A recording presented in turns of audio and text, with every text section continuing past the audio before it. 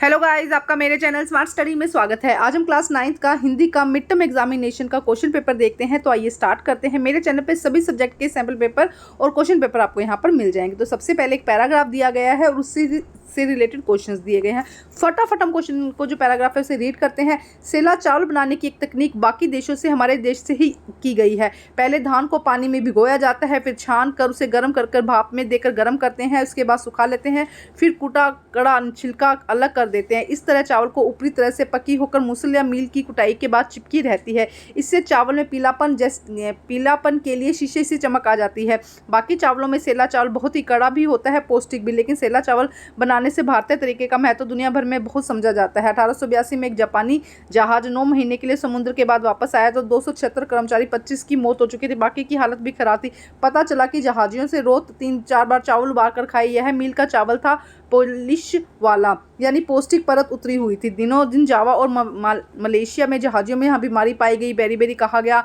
सिहली भाषा में इसका मतलब होता है कि बेहद कमजोर, हाथ पैर की मांसपेशियां इतनी ढीली हो गई थी कि चलना फिरना दुर्लभ हो गया था। वास्तव में मील में चावल की सफेदी बढ़ाने के चक्कर में इसमें विटामिन उतर जाते हैं। विटामिन बी का नाम दिया जाता है। मील का चावल खिलाने पर मुर्गियां बीमार पड़ गई। अब उन्हें मेला चावल खिलाया गया, वह ठीक हो गई। इस खोज में विटामिन का नाम भी किसी भी चीज़ का पता नहीं था। डच वैज्ञानिक आइखमेन ने इसके बारे में सबसे पहले खोज की थी। मरने से पहले 1929 में इसी काम में नोबेल पुरस्कार से सम्मानित भी किया गया था। 1947 में फिलिप्सीन के बेरी रोग से 24,000 मौतें हुई। सेला चावल बांटा गया और तो पौष्टिक चावल को बांटने से 21 महीने में बेरी रोग गायब हो गया। चावल के मुकाबले सेला चावल ज़्यादा फाइबर, प्रोटीन, विटामिन बी होता है। सेला चावल खाने के बाद रक्त में ग्लूकोज तेजी से नहीं बढ़ता, इसलिए मोटापे और डायबिटीज जैसे परिस्थितियों में सफ़ेद चावल के मुकाबले सेला चावल कुछ बेहतर है। तो सेला चावल के बारे में यहाँ पे बताया गया है। अब यहाँ से क्वेश्चन देखते हैं। सेला चावल से विश्व का परिचय किस देश ने कराया? भारत ने। बेरी का रोग सिंहनी भाषा में अर्थ होता है दुर्लभ। नेक्स्ट देखते हैं क्या कहा गया है, यहाँ पे ध्यान से पढ़ते हैं। जब उन्हें सेला चावल खिलाया गया तो वह ठीक हो गई। गद्यांश में इस कथन के पक्ष में कौन सा तर्क सही है? मुर्गियों के बीमार पड़ने का कारण मील का चावल था। मील के चावल के पोषक तत्व कम हो गए थे। मील के चावल से मुर्गियाँ ठीक हो गई थी। तो देखो, फर्स्ट एंड सेकंड दोनों से कि जब उन्होंने मील का चावल खाया तो वो बीमार पड़ गई थी और कमज़ोर हो गई थी। नेक्स्ट देखते हैं कथन, और कथन हमको देखना है क्या है। कथन यहाँ पर क्या है? सेला चावल, एक सेकंड, यहाँ पे देखो क्या कहा गया है। कथन पढ़ते हैं पहले। सेला चावल मोटापे और डायबिटीज़ को नियंत्रित करने में बेहद साबित हो रहा है। सेला चावल खाने से रक्त में ग्लूकोज नहीं बढ़ता है। तो देखो, ए सही है और उसकी व्याख्या भी सही करे, तो सी ऑप्शन यहाँ पे सही हो जाएगा। अभी ए भी सही है और सी उसकी व्याख्या सही करे। पैराग्राफ में से क्वेश्चन है ये आपको, तो ग्रामर पार्ट बहुत ज़्यादा आपके आता है, उसको अच्छे से आप कर लीजिएगा। प्रस्तुत गद्यांश में सेला चावल डैश के प्रकाश डाला गया इतिहास और विशेषता पर। किस पर प्रकाश डाला गया? इतिहास और विशेषता पर। अब यहाँ पर एक पद्यांश दिया गया, काव्यांश दिया गया, जिसे रीड करते हैं, फिर क्वेश्चंस को सोल्व करेंगे। रंग रंग के रूप हमारे अलग अलग है, क्यारी लेकिन हम सब मिलकर इस उपवन की शोभा सारी। एक हमारा माली, हम सब एक रहते नीचे गगन में, हम सब सुमन एक उपवन के। सूरज एक हमारा, जिसकी किरणें उसकी कली खिलाती। एक चांदनी जिसकी हम सबको नहलाती। मिले हैं एक स्वर हमको भंवरों के मीठे गुंजन के। हम सब सुमन एक उपवन के, कांटों से मिलकर हमने हंस कर है जीना सीखा। एक सूत्र से बंधकर हमने हार गले का बनना सीखा। सबके लिए सुगंध हमारी, हम श्रृंगार धनी निर्धन के, हम सब सुमन एक उपवन के। सुमन का मतलब यहाँ पे पुष्प है, फूल है। अब हम क्वेश्चन देखते हैं क्या कहा गया। उपवन की शोभा किस बात से है? रूप और क्यारियों की विविधता से। एक जैसा रंग होने से, एक जैसा रूप होने से, सुगंधित हवा होने के। रूप और क्यारियों की विविधता में कि अलग अलग तरीके के फूल यहाँ पर लगे हुए हैं। नेक्स्ट देखिए, मिले एक स्वर से हमको है, भाव का अर्थ है सबके विचार में एकता होना, अलग अलग विचारों में क्या होना? एकता होना। नेक्स्ट कथन, और कथन दिया गया है। कथन क्या है? कांटों से मिलकर हम सब ने हंस कर है जीना सीखा। सब मिलकर कठिनाइयों का मुस्कुराकर सामना करते। तो देखो, यहाँ पे भी ये दोनों ही स्टेटमेंट सही हो जाएगी। तो यहाँ पर सी आंसर, कथन और कारण दोनों ही सही है। हम सब सुमन एक उपवन में। उपवन किसे कहा गया? उपवन यहाँ पर कहा गया है देश को। कहाँ किसे कहा गया? देश को कहा गया। भाई, हम सब एक ही देश के निवासी हैं और हमें मिलकर रहना चाहिए। आपको गुणों में सबका हित करना कविता की पंक्ति का आशय है। सबके लिए सुगंध हमारी, अपने गुणों से सबका हित करना, मतलब खुशबू क्या करती है? निकलती फूल से, लेकिन सभी उसको अच्छे से ले सकते हैं, सूंघ सकते हैं ना, तो सबके लिए सुगंध हमारी। नेक्स्ट देखो क्या है, उपसर्ग और प्रत्यय से रिलेटेड है। भरपूर में उपसर्ग बताइए, तो भर यहाँ पे क्या हो जाएगा? उपसर्ग हो जाएगा। सुंदरता में प्रत्यय बताइए। प्रत्यय क्या होता है? जो शब्द के पीछे लगता है। उपसर्ग क्या होता है? जो शब्द से पहले लगता है। तो ता यहाँ पे क्या हो जाएगा? प्रत्यय हो जाएगा। पराजय में मूल शब्द और उपसर्ग बताइए। तो देखो यहाँ पे परा प्लस जय यहाँ पे क्या हो जाएगा, परा मूल उपसर्ग हो जाएगा और जय यहाँ पे मूल शब्द हो जाएगा। नेक्स्ट देखते हैं, निम्नलिखित वाक्यों में प्रत्यय के गुण पहचान कर नीचे दिए गए विकल्पों में सही उत्तर हमें लगाना है। देखो क्या कहा जा रहा है, प्रत्यय शब्द के प्रारंभ में लगते हैं, नहीं लगते। प्रत्यय शब्द के अंत में लगते हैं, सेकंड सही हो जाएगा। प्रत्यय लगने के बाद शब्द के अर्थ में परिवर्तन आता है, बिल्कुल प्रत्यय लगने के बाद शब्द के परिवर्तन नहीं रहता। देखो दो ही सही है, सेकंड और थर्ड यहाँ पे सही होगा। जब भी कोई प्रत्यय लगता है तो शब्द के अंत में लगता है और उसके अर्थ में परिवर्तन भी आ जाता है। नेक्स्ट देखिए यहाँ पे क्या कहा गया, हमें कुछ शब्द हैं इनको इन्हें मिलान करना है। जैसे घबराहट, तो हट यहाँ पे थर्ड सही हो जाएगा। लिखाई, आई यहाँ पे सही हो जाएगा। डाक खाना, खाना यहाँ पे प्रत्यय हो जाएगा। तो देखो सेकंड आंसर हमारा सही है, फर्स्ट का थर्ड, सेकंड का सेकंड एंड थर्ड का फर्स्ट। अब हमारा समाज से रिलेटेड क्वेश्चन है, देशभक्ति समास पद का समास वगैरह हुआ, देश के लिए भक्ति, देश में भक्त, देश को भक्त, देश पर भक्त नहीं, देश के लिए भक्ति। उसके बाद त्रिभुज समस्त पद में समास होगा। तो देखो जब भी, ये कुछ ट्रिक्स समझ लो, जब भी कोई क्या आता है संख्यावाची, जैसे तीन भुज है जिसके, तीन भुजा है जिसकी, त्रिभुज होता है ना, तीन भुजा है जिसकी। तो देखो जब भी कोई संख्यावाची शब्द आता है तो उसमें द्विगु समास, द्विगु को कैसे याद रखोगे, द्वि मतलब भी दो होता है, तो उसी से बन जाएगा द्विगु समास। तो यहाँ पे सी आंसर करेक्ट हो जाएगा। नेक्स्ट देखते हैं, जिस समास में दोनों पद प्रधान होते हैं, जैसे कि देखो राधा रानी, तो ये देखो राधा भी प्रधान है, रानी भी प्रधान शब्द है, मेन शब्द है ना। तो ऐसे शब्द जिसके बीच में एक तो योजक चिन्ह लगता है इस तरीके का, जैसे मोटा पतला, और क्या हो जाएगा इसके अलावा, जैसे हो जाएगा कि माता पिता, तो इन शब्द को हम क्या कहते हैं, द्वंद्व समास। इसमें समास कौन सा होता है, द्वंद्व समास। नेक्स्ट देखो क्या कहा गया है, निम्नलिखित में से द्वंद्व समास हमें छांटना है। तो द्वंद्व समास का होता है कि इसके अंदर निशान लगता है। तो देखो पाप एंड पुण्य, गुण एंड दोष, तो फर्स्ट एंड थर्ड यहाँ पे क्या हो जाएगा, सही हो जाएगा। नेक्स्ट देखो क्या कहा गया, सुमेलित करना है हमको यहाँ पर। तो नीलकंठ, नीला है कंठ जिसका, तो यहाँ पे जब भी भगवान का नाम आता है तो वो बहुब्रीहि समास होता है। ये थोड़ा आपको हिंट मिल जाएगा, जब भी भगवान का नाम आएगा तो वो क्या हो जाएगा, यहाँ पे बहुब्रीहि समास। रसोई घर में तत्पुरुष समास हो जाएगा। चार पाई मतलब कि जिसकी दो, मतलब चार मतलब संख्या आ गया, संख्या जहाँ पर आएगा द्विगु समास। तो थर्ड आंसर यहाँ पे क्या हो जाएगा, सही हो जाएगा। नेक्स्ट देखते हैं हम यहाँ पे क्या कहा गया है, अर्थ के आधार पर वाक्य का भेद बताना है। कि वाक्य को पढ़ेंगे उसके बाद देखेंगे कि इसका भेद क्या है। वाक्य का प्रकार बताइए, कुछ कौन सा है। मैंने पतंग नहीं उड़ाई, जब भी नहीं साउंड आती है सेंटेंस में, नहीं, मत या इस तरह का ना लगता है तो वो क्या होता है, निषेधवाचक। ऐसा हो जाता है निषेधवाचक। तो यहाँ पे नहीं दिखाई दे रहा है, इसका मतलब बिना देखे फटाफट लगा दो निषेधवाचक। सेकंड वाक्य, वाह तुमने ऑनलाइन खरीदारी करना सीख लिया। जब भी ये विस्मय बोधक का निशान, ये जो निशान होता है, देखो यहाँ पे मैं आपको हाईलाइट करके दिखाती हूँ। ये जो निशान है ना, ये वाला निशान, ये विस्मय बोधक का होता है। जब भी विस्मय बोधक निशान आता है तो वो वाक्य भी विस्मयवाचक बन जाता है। तो ए आंसर हमारा यहाँ पर सही हो जाएगा। नेक्स्ट देखते हैं, आज मेट्रो धीरे चल रही है, इस वाक्य को प्रश्नवाचक में किस तरह से लिखा जाएगा। तो देखो सीधा विधानवाचक सेंटेंस इसको चेंज करना है। तो क्या आज मेट्रो धीरे चल रही है, तो ए आंसर हमारे यहाँ पर सही हो जाएगा। नेक्स्ट देखते हैं, वाक्य का प्रकार बताइए। अपनी साइकिल धो लो। तो देखो जब इसलिए क्या है, एक आदेश दिया जा रहा है, कुछ काम करने के लिए कहा जा रहा है, आज्ञा दी जा रही है ना। तो आज्ञा मतलब कि आदेश देना, तो कोई काम कहना, तो आज्ञावाचक। ये कैसा हो जाएगा, आज्ञावाचक। इच्छावाचक वाक्य का उदाहरण, इच्छा मतलब कि कोई मन में कामना हो, उसे हम क्या कहते हैं, इच्छावाचक कहते हैं। जैसे कि तुम बाहर खाना मत खाओ, ये तो नहीं होगा, निषेधवाचक होगा। नीम का पेड़ बहुत गुणवान होता है, तो ये भी नहीं होगा। क्या तुमने ताजमहल देखा, ये प्रश्नवाचक हो जाएगा। सफलता तुम्हारे कदम चूमे, तो हम किसी के लिए अच्छा इच्छा रख रहे हैं ना भी कि सफलता तुम्हारा कदम चूमे, तो सी आंसर यहाँ पे क्या हो जाएगा, सही हो जाएगा। नेक्स्ट देखते हैं, अलंकार। हमें अलंकार से रिलेटेड क्वेश्चन है। देखो क्या है, मुख चंद्रमा सा सुंदर है। तो देखो जब भी क्या कहा जाता है, किसी व्यक्ति की तुलना आसमान या प्रकृति, चंद्रमा, चांद, सितारों से की जाती है, तो उसे उपमा देना कहते हैं, मतलब उसकी बहुत ज़्यादा तारीफ करना, उपमा। तो ये कैसा अलंकार हो जाएगा, उपमा अलंकार। उसे उपमा दे रहे हैं हम कि चांद के समान है, इतनी उपमा, मतलब उसकी प्रशंसा करना, बहुत बड़ी प्रशंसा करना, तो वो हो जाता है उपमा अलंकार। चारु चंद्र की चंचल किरणें, देखो चय की पूर्णावृत्ति हो रही है बार बार में, आप देखो चारु चंद्र की चंचल किरणें। तो जब भी किसी एक वर्ण की बार बार पूर्णावृत्ति होती है तो वो अनुप्रास अलंकार होता है। कौन सा, तो थोड़ा याद करना पड़ेगा। जब भी किसी वर्ण की चय कह किसी भी की वर्ण की बार बार पूर्णावृत्ति होती है, बार बार आता है, तो वो कौन सा अलंकार होता है, अनुप्रास अलंकार। नेक्स्ट देखते हैं, पायो जी मैंने राम रतन धन पायो। तो देखो यहाँ पे क्या हो जाएगा, रूपक, यहाँ पे क्या हो जाएगा, रूपक अलंकार हो जाएगा। ठीक है, नीचे देखो उपमा अलंकार का हमें उदाहरण देना है। नीचे उपमा अलंकार कौन सा होगा, नील गगन सा शांत हृदय सो रहा है, अपलग्नम नियन नयल निशाल कालंदी कुल कलम की डारन काली घटा का घमंड घटा। तो ए आंसर, नील गगन सा शांत हृदय। देखो हृदय की कल्पना किससे की जा रही है, नील गगन से की जा रही है, तो नील गगन सा शांत हृदय था सो रहा, ये हो जाएगा इसका आंसर। नेक्स्ट देखो, जब किसी पंक्ति में एक वर्ण, अभी मैंने बताया वर्ण बार बार में आता है, जैसे कै बार बार में आ रहा है, चे भी बार बार में आता है, तो उसे हम अनुप्रास अलंकार कहते हैं। अब नेक्स्ट देखते हैं, यहाँ पर पैराग्राफ दिया गया, उसी से रिलेटेड क्वेश्चन है, ये आपके बुक में से दिया गया है। वस्तु परिधान की दुनिया में आइए, जगह जगह बुटीक खुले हैं, नई डिज़ाइन के परिधान बाजार में आ गए हैं, ये ट्रेंडी है, महंगे भी हैं।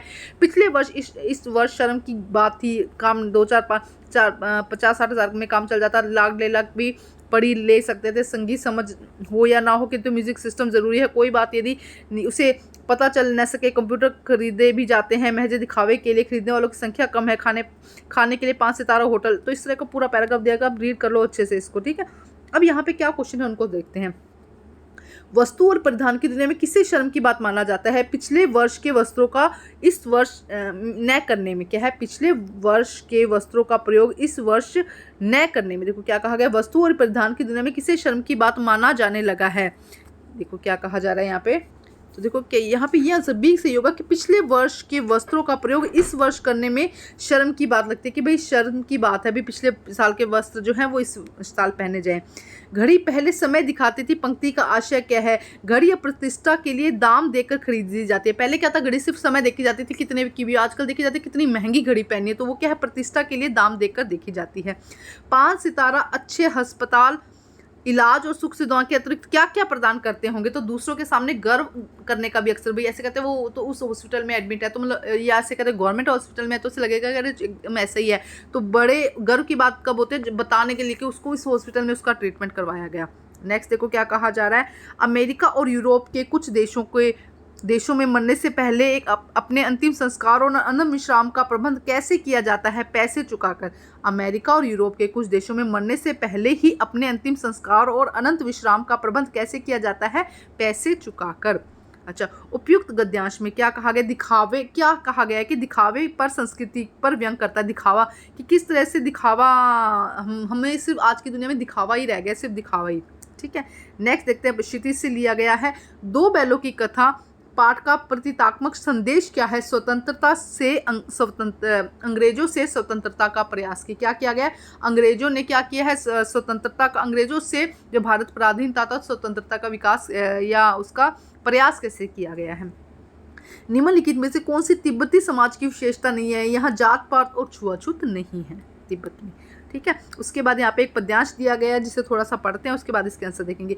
या लकुटी अरु कमरिया अब राज तिहुपुर को तजिडारो, 8 सिद्धि नवोनिध के सुख नंदन की गाय चराई बिसारो, रसखान कबो इन आँखिन सोब्रज के बनताड़ तगाड़ तड़ाग निहारो, कोटिक एक कदलोत की धाम करील के कुंजन ऊपर बारो। देखो अब इसमें से क्वेश्चन है, कवि ग्वालों को किन चीज पर तीनों लोगों का राजपाट त्यागने के लिए कहता है, लाठी और बंसल, मतलब लाठी और कंबल अगर उसे मिल जाए कृष्ण भगवान का तो वो तीनों लोगों को त्याग सकता है। नेक्स्ट, कवि 8 सिद्धियों और 9 निधियों का सुख किसके लिए छोड़ना चाहते हैं, नंद की गायों चराने के लिए। नंद की गायें अगर मिल जाएंगी तो वो सब कुछ छोड़ देंगे। नेक्स्ट देखो क्या है, निम्नलिखित में से किस पंक्ति में कवि वन बाग और तालाब को निहारने की बात करता है, ब्रज के वन बाग तगाड़ निहारे, ब्रज के वन बाग तगाड़ निहारे, मतलब कि कवि ब्रज के वन बाग और तालाब को निहारने की बात करता है। कवि द्वारा ब्रज की कांटेदार झाड़ियां भी पसंद है करना दर्शाता है। कवि ब्रज की प्रत्येक वस्तु से प्रेम करता है, मतलब उससे कांटेदार झाड़ियों से भी नहीं दिक्कत, क्योंकि वो क्या करते हैं, उनकी हर एक जगह से क्या करते हैं, प्यार करते हैं। उपयुक्त पद्यांश में परिलक्षित भाव में किस श्रेणी में रखा गया है, भक्ति में। किस में रखा गया है, भक्ति में। अब हम देखते हैं क्षितिज के कुछ बहुविकल्पी प्रश्न है। कबीर के अनुसार ईश्वर कहाँ वास करता है, मनुष्य के भीतर।